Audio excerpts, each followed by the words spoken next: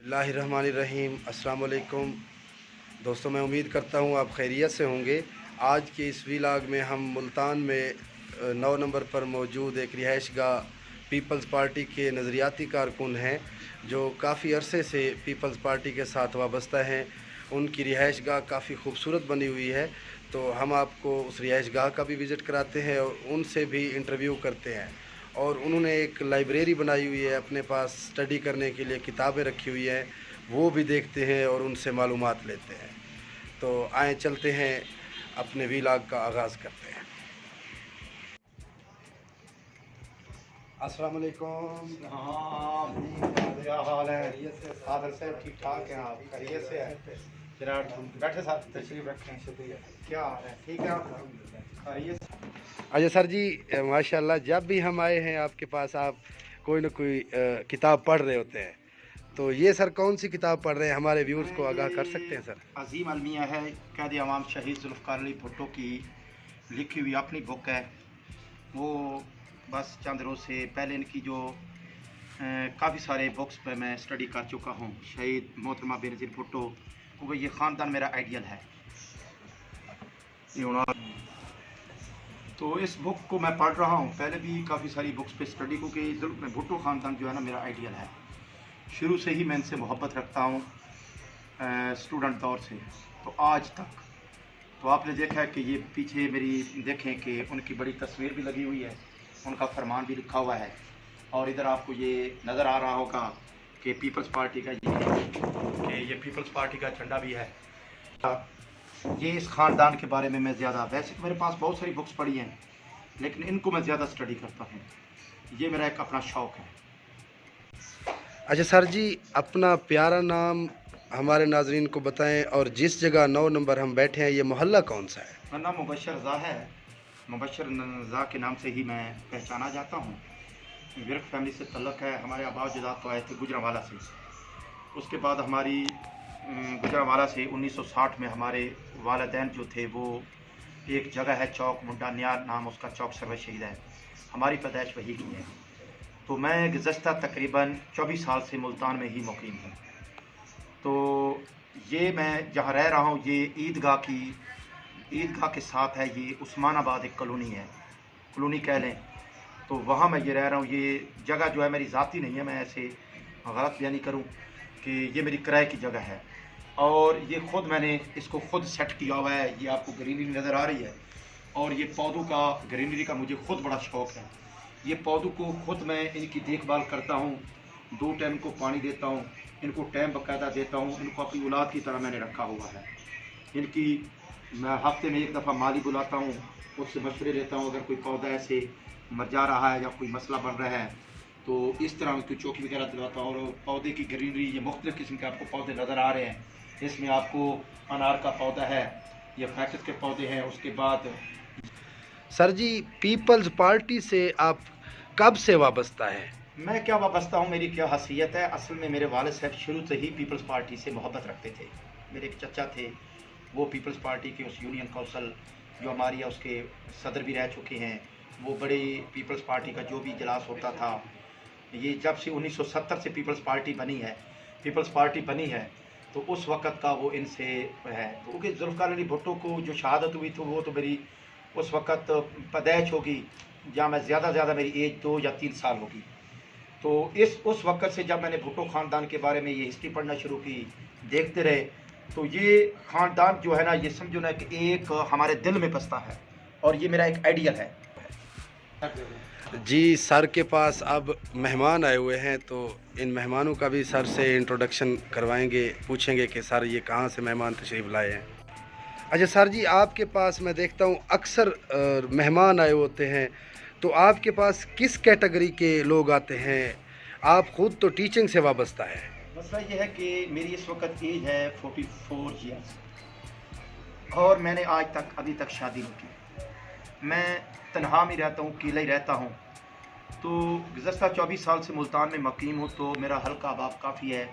और ज़्यादातर आप देखेंगे मेरा पढ़े लिखे लोगों से वास्ता है, खुसूसन प्रोफेसर, टीचर हजरात, इन लोगों से मेरा वास्ता है। तो अब ये दोस्त हैं बिलाल मुस्तफ़ाई साहब, ये वो दोस्त हैं, मेरे बहुत पुराने दोस्त हैं कि किसी ज़माने में मुस्लिम कॉलेज, मुस्लिम स्कूल में मुमताज़ाबाद में इकट्ठे पढ़ाया करते थे। उसके बाद ये काफ़ी इकट्ठे यहाँ भी काम करते रहे। फिर मुजफ्फरगढ़ मैंने अब्दालियन ज्वाइन किया, तो ये भी मेरे साथ अब्दालियन में भी कुछ अर्सा काम करते रहे। अब मैं तो फिर मुस्लिम में ही अभी काम कर रहा हूँ। रात को नाइट टाइम फर्स्ट टाइम मुस्लिम में होता हूँ, शाम को अब्दालियन स्कूल है, कामती सेटअप है मुजफ्फरगढ़ में, बहुत बड़ा इदारा है, तो उसमें काम करता हूँ। ये अब ब्रिटन स्कूल है, मुल्तान के एक अच्छा इदारा है, उसमें ये काम करते हैं। इंग्लिश के बहुत अच्छे और मायानाज टीचर हैं। तो मेरा इनकी गुज़श्ता कोई 18 साल से इनसे तल्लुक़ है, दोस्ती है। तो इस तरह दीगर दोस्त हैं, मेरे दोस्त हैं, अब नहीं बैठे होते। हाई स्कूल के हेडमास्टर हैं, ज़फ़र बाबर साहब हैं, सैयद अब्बास शाह साहब हैं, SST हैं गवर्नमेंट गश्त मॉडल स्कूल में, वो भी अक्सर आ जाते हैं। इसी तरह दीगर हेडमास्टर हैं, हसनाबाद हाई स्कूल के हेडमास्टर हैं अरशद कुरैशी साहब, वो मेरे बड़े पुराने दोस्त हैं। वो इस तरह पढ़ा लिखा, जब भी आएंगे पढ़े लिखे लोग मिलेंगे। इस तरह कोई स्टूडेंट हजरात आ जाते हैं किसी ने कोई मसले में, तो मैं इन लोगों में ज़िंदगी गुजार के जब ये आते हैं, यहाँ तलीमी या एजुकेशन के बारे में गुफ्तगू होती है, हर इदारे के रिज़ल्ट के बारे में, ये किस तरह है, क्या है। तो उन हालात में मेरी यही कोशिश होती है कि पढ़ा लिखा लोग ही बैठते हैं। इस तरह मेरे दोस्त हैं महबूब ताबिद साहब हैं, तकरीबन वो इस वक्त कोई 20 से ज़्यादा बुक्स पे वो मुसन्नफ़ हैं, बुक्स लिख चुके हैं। अब अल्हम्दुलिल्लाह उनकी लाइब्रेरी जाके देखें, मैं विज़िट करवाऊँगा आपको कि इस वक्त उनके पास तकरीबन 20 से 25 लाख की मुख्तलिफ बुक पड़ी हुई है। तो वो मेरे बहुत अच्छे दोस्त हैं। मुल्तान में मैं कहूँ कि एक मैं उनका बड़ा एहतराम करता हूँ, दिल में उनका मेरा बहुत एहतराम है महबूब ताबिद साहब का, क्योंकि वो बहुत एक पढ़े लिखे दोस्त हैं। मैं तो उन जितना इल्म भी रखता और उतना पढ़ा लिखा भी नहीं। अच्छा सर जी, जिस तरह आपने फरमाया है कि आपने अभी तक शादी नहीं की, तो एक तो आप हमें बताएं कि आपकी उम्र कितनी है, और दूसरा ये बताएं कि आपने अभी तक शादी क्यों नहीं की। मेरी एज इस वक्त है 44 ईयर्स। तो ये एक ज़ाती सवाल है, ये सवाल नहीं करें तो बेहतर है। पर शुरू में एक एंगेजमेंट हुई थी ख़ानदान में भी, वो मैंने छोड़ दी। उसके बाद ये मुल्तान में एक एंगेजमेंट हुई थी, उसकी कोई केस था मसला, वो पसंद की नहीं थी। उसके बाद फिर मैंने ये इरादा कर लिया कि अब बस जिस तरह इतने साल गुजर गए तन्हाई में, तो बाकी वक्त भी इसी तरह गुजारेंगे, और कोई मसला नहीं था ख़ास। सर जी, आपने माशाल्लाह अपने पूरे घर में पौधे लगाए हुए हैं और काफ़ी खूबसूरत हैं। आप हमें ये बताएं, आप इनको किस तरह मैनेज करते हैं इस शदीद गर्मी के मौसम में, और हर एक पौधे पर कितना ख़र्चा आया है आपका? ये देख रहे हैं आपको पौधे नज़र आ रहे हैं कि ये देखो कि मैं ये दूसरी मंजिल पे रहता हूँ, और मुल्तान की आप मुल्तान में तो ख़ुसूसन गर्मी बहुत ज़्यादा पड़ती है पंजाब के बाकी शहरों की निस्बत। तो गर्मी के इन हालात में भी आप देखो कि थोड़ी सी भी इनकी में वो कोई आपको नज़र नहीं आ रही कि कोई इन पौधों पे अफसरदी हो या कोई पौधा परेशान हो, नहीं, आपको ग्रीन ही नज़र आएंगे। मैं ख़ुद इनको सुबह शाम टाइम देता हूँ, इन पौधों की खुद देखभाल करता हूँ, निगरानी करता हूँ। मैंने कोई किसी किस्म का कोई यहाँ माली या कोई बंदा नहीं रखा हुआ। इनकी जो भी होती है चौकी, या कोई पौधा बीमार हो जाता है या कोई मसला होता है, तो उसके बारे में मैं बड़ा परेशान हो जाता हूँ, क्योंकि ये मेरा एक ज़ाती शौक़ था। तकरीबन अब ये पौधा है, ये एक पौधा है, ये पौधा है, ये आपको एक किन्नू का पौधा नज़र आ रहा है। ये तकरीबन इसकी कीमत होगी इस वक्त, ये बड़ा पौधा आपको नज़र आ रहा है, ये कम से कम 2000-2500 का ये पौधा होगा। उसके बाद ये चाइनीज़ नींबू है, ये भी इसी तरह 2000-1500 की रेंज में है। ये एक बेहतरीन फ्लूटर का ये पौधा है। इसके बाद ये आपको पौधा नज़र आ रहा है, अनार का पौधा है। इसके साथ ये फाइकस का पौधा खड़ा हुआ है, और उसके बाद ये भी फिर आपको एक अरंगी किन्नू होता है, वो है। उसके बाद ये फिर ये खूबसूरत फूल निकालने वाला एक पौधा है, नाम तो मुझे नहीं आता है इसका, तो बहरहाल ये खूबसूरत पौधा है।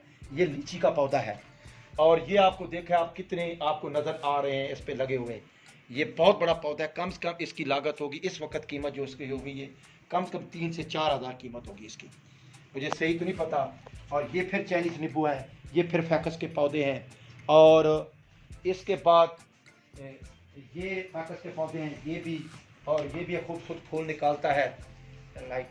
तो ये फैकस का पौधा है, ये फिर चाइनीज़ नींबू है। ये एक चीन का पौधा है जो मुख्तलिफ इदारों में मैंने देखा, ख़ासूसन इसके साथ के पौधे जो हैं, आप यहाँ एक बहुत बड़ा कॉलेज है मुस्लिम कॉलेज, जहाँ मैं पढ़ाता भी हूँ, और वहाँ ये मैंने पौधा देखा और बड़ा खूबसूरत था, वहाँ ग्रीनरी भी माशाल्लाह है। तो ये मैंने आके नर्सरी से पूछा, मैंने कहा ये, तो ये पौधा आज से कोई 2 साल पहले मैंने लिया था, छोटा सा परवरिश करता करता ये देखें कितना। उसके बाद फिर ये एक किन्नू का पौधा है, ये लीची का पौधा है, ये बड़ी खुशबूदार देख रही थी बेली का पौधा है, सुन रहे ना, ये चमेली का पौधा है, ये भी रात की रानी है, सुन रहे ना। उसके बाद ये एक पौधा हम अपनी ज़बान में कहते हैं सरेकी, जहाँ पंजाबी में खट्टी, उसका पौधा है, ये गुलाब का है। और उसके बाद ये पौधा जो है ये चाइनीज़ नींबू है, चाइनीज़ नींबू। वो 6 बजे के बाद मैं इधर ही बैठता हूँ, ये कूलर होता है, शाम को रात को इधर मैं बैठ के स्टडी भी करता हूँ, दोस्त अहबाब आते हैं, उनके साथ भी मेरी गपशप होती है। ये आपको देखो कितना खूबसूरत माहौल नज़र आ रहा है। मैंने ऊपर मेरे लीडर जुल्फ़िकार अली भुट्टो की तस्वीर लगी हुई है, सामने पीपल्स पार्टी का मेरी आंखों के सामने, खुश होता हूँ। तो ये चीज़ें हैं आपको देख के। और ये मेरा एक पर्सनल कमरा है, ये मेरा पर्सनल कमरा है, इसमें मेरी रिहाइश है, ये मैंने खुद ही सेट किया था इसको, ये मुझे बड़ा शौक था। ये आर्टिफिशियल पौधे हैं और ये मेरा ड्रेसिंग वो टेबल है, ये मेरा तैयारी के लिए सामान पड़ा हुआ है। उसके बाद ये टीवी है जो मैं रात को बैठ के मुख्तलिफ प्रोग्राम सुनता हूँ। मुझे बाकी प्रोग्राम ही कैपिटल टॉक के ज़्यादातर जो मीडिया के प्रोग्राम होते हैं, न्यूज़ के प्रोग्राम, वो सुनने का शौक़ रखता हूँ। ये एसी लगा हुआ है। उसके बाद ये बड़ी बात है, ये मेरी जवानी की तस्वीर है। ये अब मैं 2004 में मुस्लिम में स्टार्ट किया था पढ़ाने के लिए। ये पीपल्स पार्टी की आती है, ये मेरी अलमारी है, इसमें ये देखें कि ये कपड़े हैं, ये बाद से ड्राई क्लीन होके आते हैं। तकरीबन एक सूट जो है 150 रुपये में ये ड्राई क्लीन होता है। तो ये मेरा ये आपको पता है शहीद मोहतरमा बेनज़ीर भुट्टो की तस्वीर लगी हुई है। ये उनके साथ कैद अवाम शहीद जुल्फ़िकार अली भुट्टो की तस्वीर है। उसके बाद ये मेहमान वगैरह आते हैं उनके लिए ये मेरा पर्सनल बेड है सिंगल, या मैं रात को भी गर्मी सर्दी में ये एसी, गर्मी में एसी यूज़ करता हूँ, सर्दी में यही है। उसके बाद ये मेरे वालिद मोहतरम हैं, तो उनकी ये तस्वीर है। उसके बाद ये मेरी बुक्स हैं जो आप बात कर रहे थे थोड़ी देर पहले, ये तकरीबन कम से कम होगी 30,000 की बुक होगी। इसमें मुख्तलिफ तारीख की, ये चन्नैत सियासतदान है, ये बुक है, शहाबनामा है, उसके बाद सेकुलरिज्म है, उस मुख्तलिफ हैं, जना के बारे में, अकादमी में तारीख़ इस्लाम के बारे में है, ये तारीख़ इस्लाम के बाद उसके बाद सलाहुद्दीन अयूबी, मुख्तलिफ है इसमें हर किस्म की आपको तकरीबन। ये कश्मीर, और उसके बाद ये तारीख़ साज लोग हैं, ये अजीम अलविया जुल्फ़िकार अली भुट्टो की अभी मैं बुक अमीर तैमूर के बारे में है, जुल्फ़िकार अली भुट्टो बेनज़ीर भुट्टो के बारे में। उसके बाद एहसासदार दीगर ये बुक्स है बहुत सारी, अजीम सियासतदानों के बारे में है, अदब और फ़न के अजीम, ये उनके बारे में बुक है। उसके बाद मुख्तलिफ ये है तलाश हक अजीम मुसलमान रहनुमा, उनके बारे में बुक है। मैं खुद ही स्टे करता हूँ, रात को आराम करता हूँ। उसके बाद ये दूसरे कमरे में मैं आपको ले चलता हूँ। अच्छा सर जी, माशाल्लाह आपका ये रूम बहुत खूबसूरत है, जो भी आता है उसको पसंद आता है। तो आप मुझे ये बताएं, आपने ये रूम खुद ही सेट किया है, खुद ही अरेंज किया है, या किसी दोस्त ने आपकी मदद भी की है? मैंने बताया कि जिस तरह ये मेरा मकान किराए का है, तो जब मैंने लिया था ये इसका बड़ा ये खस्ता हालत में था। उसके बाद इसकी ये मैंने छत वगैरह आप देख रहे हैं, इसको सीलिंग करवाया, सेट करवाया, और ये अलमारी वगैरह। ये जो बेड मैंने लिया था, ये मेरे दोस्त हैं, मुस्लिम कॉलेज के प्रिंसिपल हैं, नईम आरफ है, और मेरे बहुत ही अच्छे दोस्त हैं, तो मैं उनका बहुत ज़्यादा एहतराम करता हूँ। मेरा उनसे एक बहुत पुराना ताल्लुक है दुनिया, मैं उनकी दिल में बहुत कदर करता हूँ। ये बेड उन्होंने मुझे एक दफ़ा, मैंने ऐसे मजाक में किया कि यार मैं बेड लेना चाहता हूँ, कमरा सेट किया, तो उसी वक्त उन्होंने मुझे 5,000 का चेक दिया। उसने कहा कि ये जो बेड खरीदो। उसके बाद ये जो एसी लगा हुआ है, ये भी उन्हीं की मरूने मन्नत है, उन्होंने मुझे दिया था, गिफ्ट किया था। ये एसी भी, ये भी उन्होंने दिया था। उसके बाद दूसरे नंबर पे जो मेरे दोस्त हैं, वो अब्दालियन स्कूल के प्रिंसिपल अदील मुख्तियार साहब, वो भी मेरी अच्छी खासियत। तो उनको भी एक दफ़ा मैंने ऐसे किया था कि खुद भी मेरी अपनी भी सैलरी है, तनख्वाह, कुछ चीज़ें मैंने उनसे खरीदी। ये अलमारी मुझे अदील मुख्तियार साहब ने लेकर दी थी, ये सारी ये उन्होंने लेकर दी थी, ये अलमारी उन्होंने लेकर दी थी। बाकी ये जो सेट है ना, ये चेयर्स आपको नजर आ रही है, ये मैंने अपनी जो सैलरी में तनख्वाह भी लेता था उससे भी ली, ये ड्रेसिंग टेबल भी ली थी। और ये अलमारी जो थी ये तकरीबन आई थी, ये भी जो अभी मैं नईम आरफ साहब का जिक्र कर रहा था, ये भी उन्होंने उधर से अपने ही जो कारीगर है, जो उनका फर्नीचर बनाता है स्कूल के, तो ये उनको मैंने कहा, तो उन्होंने अपने कारीगर को कहा कि यार इसको ये तैयार कर दें, ये उन्होंने तैयार करके दी। तो मेरे बड़े अच्छे दोस्त हैं माशाल्लाह, उनकी कदर करता हूँ। वो भी कभी कभी आते हैं, इधर बैठते हैं, ये किताबों की स्टडी करते हैं, गपशप करते हैं। तो जब भी मैं रिक्वेस्ट करता हूँ सर जी आज चक्कर लगाएं, वो आते हैं इधर। बड़े बंदे हैं लेकिन नहीं, मेरे मौसर भी हैं और मेरे साथ वो बड़ी मोहब्बत करते हैं, मैं भी उनके साथ मोहब्बत करता हूँ, वो भी मेरे साथ मोहब्बत करते हैं। अगर मैं 2-4 दिन उनके कॉलेज में जाऊँ तो उनका खुद फ़ोन आ जाता है, यार किधर इधर आओ। कोई कई दफ़ा मैं नहीं जाता, वो खुद आ जाते हैं मुझे मनाने के लिए, कई ऐसे मसले में हैं।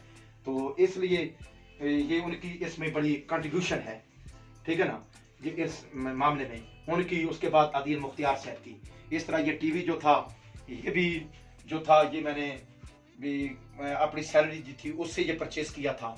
तो इस तरह ये मिलजुल के। अच्छा सर जी, ये भी माशाल्लाह आपका दूसरा रूम है, काफ़ी खूबसूरत है।